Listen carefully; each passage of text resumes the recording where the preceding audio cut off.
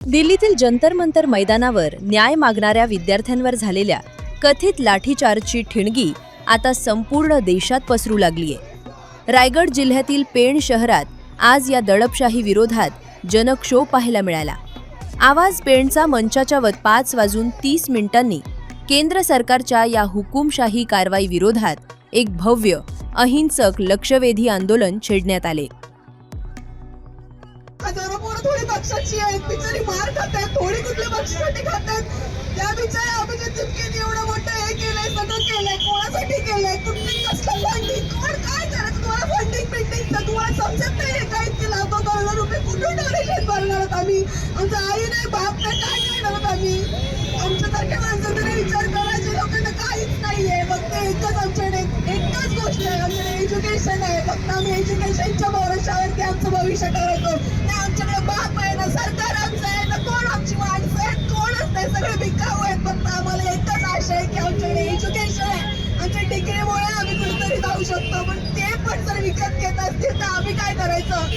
तुम्हाला फक्त 20 जणांना शेतकऱ्यांना दिसतंय, 20 आकडा नाही नसून तुम्हाला पण माहिती का आकडा जास्त आहे म्हणून, पण कोण बोलणार नाही, का बोलणार नाही। आम्ही अमुक पक्षाचे आम्ही तमुक पक्षाचे आहोत आम्ही, मग काय करणार तुम्ही, तुमची पोरं नाही का शिकत, सांगा फक्त।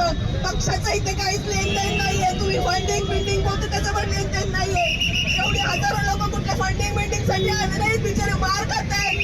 आम्ही आमच्यासाठी आलेलो आहोत, आमच्या हक्कासाठी आलेलो आहोत, त्याची हिंमत आहे त्यांनी या, नसेल तर घात बसा, आम्हाला बोलू नका, पोरांना मागे नका ठेवू नका, मागे दिवस नका, तुमची पोरं उद्या तुम्हाला आम्हाला पण पोरं होणार आहेत, कुठून आणणार आम्ही करोडो रुपये, कुठून बघावं डोनेशन, विकणार काय विकणार आहोत।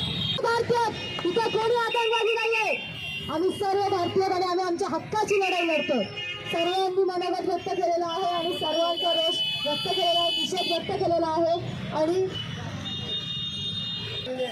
त्यामध्ये पण गोळ झाला म्हणजे काय, जी मार्कशीट आली ना पोरांची तेव्हा त्यांना 650 670 असे मार्क्स होते, पण नंतर जेव्हा रिझल्ट लागला तेव्हा ते 120 130 असे भरपूर पोरांचे झाले।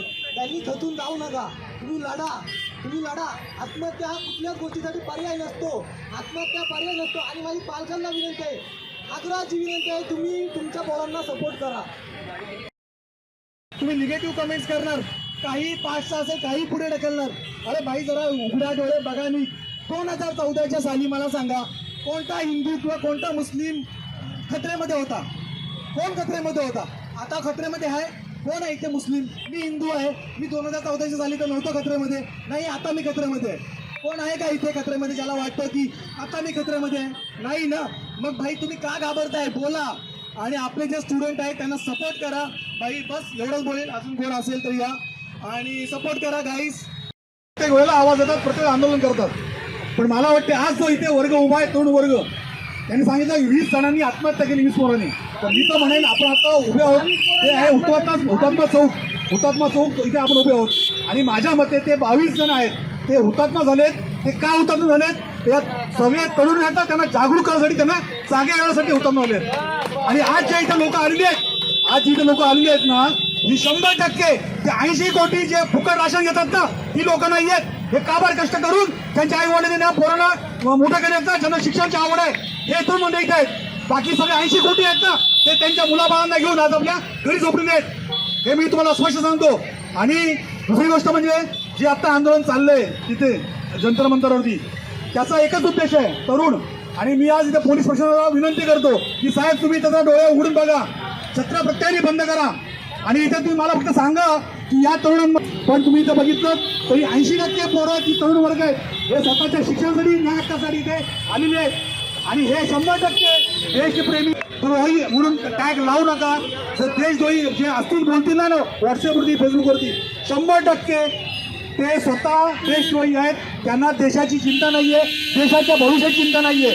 सुशिक्षित असणं हे प्रत्येकाची गरज आहे। प्रत्येक आईवडिलांना वाटतं की माझ्या पोरांनी उच्च शिक्षित व्हावं, पण सुशिक्षित होऊन 0% आहे। जास्त काही बोलणार नाही, बोलायला बरेच नाही देत।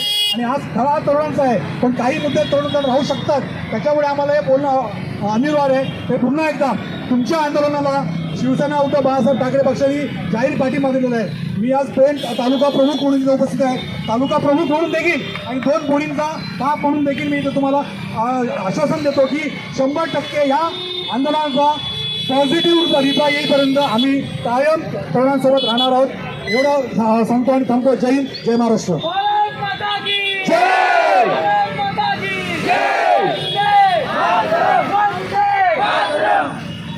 नमस्कार आहे. एवढंच सांगायचं आहे की पूर्वी इंग्रजांनी लाठीचार्ज केला होता. ते परके होते पण त्यांनी लाठीचार्ज केला. पण हे आताचं जे प्रशासन आहे इंग्रजांपेक्षा निर्लज्ज आणि निधडे आहेत की त्यांनी आपल्याच मुलांवरती अमानुषपणे लाठी हल्ला केला आहे. अरे काय मागितलं त्यांनी? फक्त मागितलं शिक्षणासाठी योग्य ते शिक्षण मिळावं, त्या शिक्षणाची पारदर्शकता असावी आणि तुम्ही काय दिलं तर लाठीचार्ज दिलात. अशा सरकारला आपण ही तरुणाई जागेवर ठिकाणा आणेल आणि आम्ही त्यांना सर्वतोपरी पाठिंबा देऊ आणि सदैव त्याच्या पाठीशी उभे राहू. एवढंच बोलतो. जय हिंद, जय महाराष्ट्र.